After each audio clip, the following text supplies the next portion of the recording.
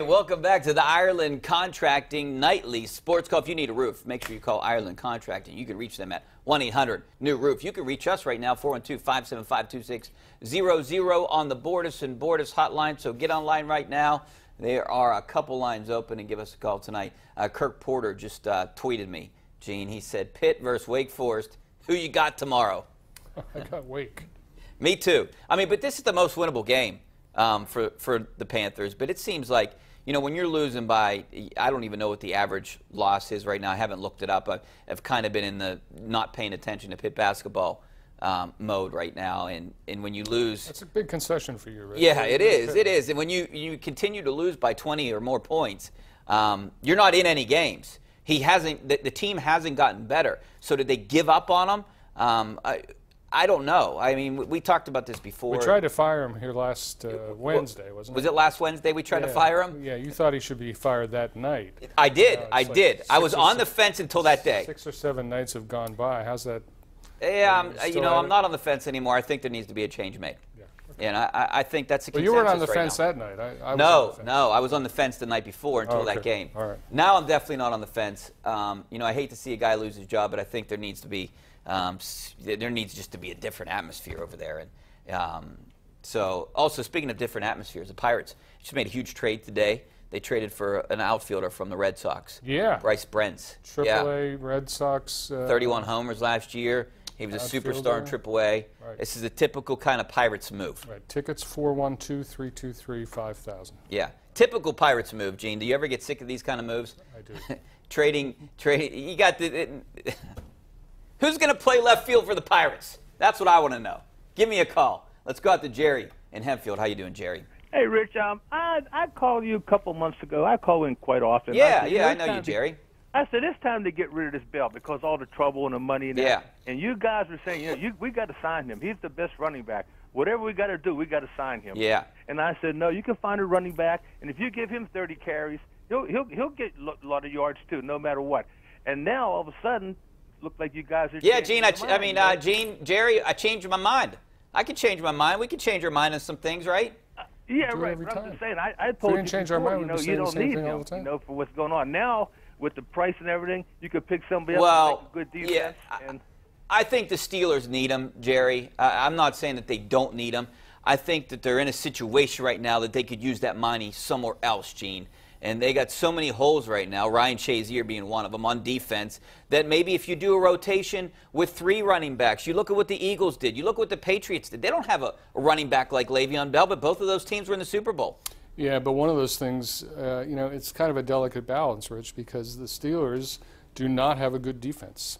So I think they're trying to take the tack that we're going to score a ton of points and hope that we can win that way.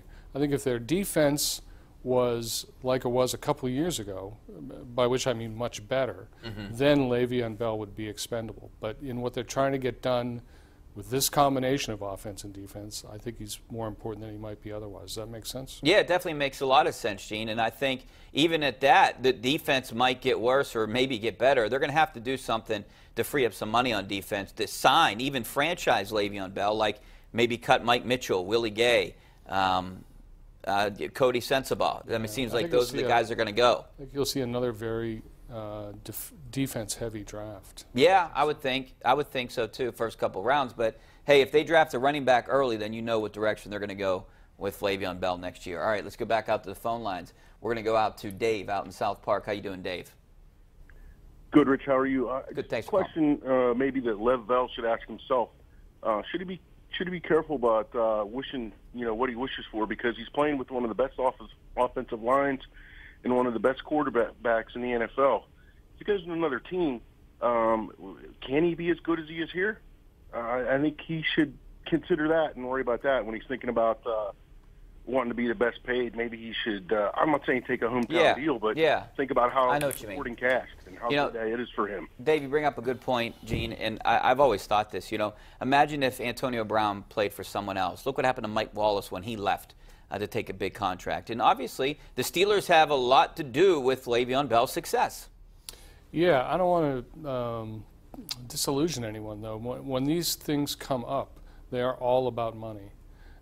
If Le'Veon Bell thought he could make more money somewhere else, it would not bother him if he were not able to put up the same kind of numbers. I mean, careers in the NFL are too short. This decision, this free agent player movement decision is all about money. Yeah, and we can't fault him for that. I mean, he's going to go. Oh, we can. We do it all the time. Yeah, we can. we can. But, you know, if he wants to go, if the Steelers don't want to franchise him and he wants to go sign with the Browns or whatever, that's his prerogative. All right, let's head back out to the phone lines. We're going to go out to John out in Denora. How you doing, John? Hi, Rich. I'm calling about Bell, the running back. Yeah. A lot of people don't understand something about this. He's a tremendous athlete, but his yards per carry last year was worst in the league or next to worst in the league. He runs to the line of scrimmage. He loses all his momentum. If there's a hole, he goes through the hole, but he doesn't break runs for 10 and 15 yards. It's always short yardage. You know what? Hey, I appreciate the call, John, and it seems like that's what all the fans want to point out, that he never breaks a long run. And you got other running backs that do, but he makes, I mean, he does a lot more than maybe breaking long runs. Who would you trade him for, even up? Who would I trade him for, even up? Anybody? You know, I was actually, I think Pomp and I were talking about this, and what would be a realistic trade? Like, if you could somehow, would you trade Le'Veon Bell for the number 4 overall draft pick that the Browns have? Do you think that that's? I might. I would do that if they offered that. But my point is, what better running back is? I wouldn't trade him for any other running back. Maybe Todd Gurley. If you said let's flip-flop the two, maybe I would do that just because Todd Gurley would fit in their money, their cap situation right now better. There's nothing useful about pointing out, you know, things that you don't like about Le'Veon Bell. He's the best running back in the league, the most versatile running back in the league. I don't know what the complaint is about him. You know, I mean, maybe if LaShawn McCoy was healthy and you knew he was going to be healthy. He's a lot older. He's a lot older, and he's a lot cheaper, though, too. There's not one running back in the NFL that I would trade Le'Veon Bell straight up for, if you're saying player and not counting the salary. Yeah, I mean, all things being equal. Yeah, all things being equal. But I think I would trade him for a first-round draft pick if a team was willing to give you a first-round draft pick for him. I might. Yeah. All right, let's go back out to the phone lines, and we're going to go out to Sean out in Greensburg. How you doing, Sean? Good, thanks, guys. Hey, just to follow up on the Le'Veon Bell nonsense. Listen, it would make zero.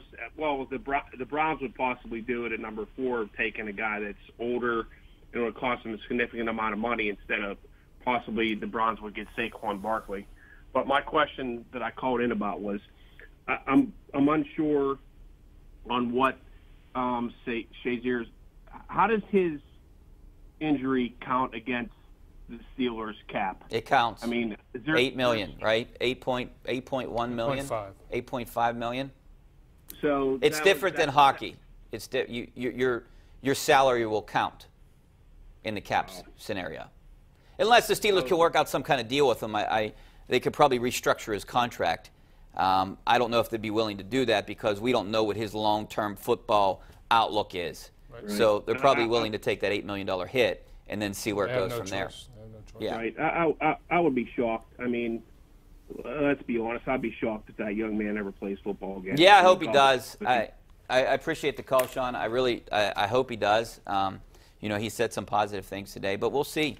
We'll see where this takes us. All right, we'll see where this break takes us. We're back in 2 minutes talking more about Le'Veon Bell and maybe get some Steelers Pirates calls in here. Back in a couple minutes. See you then.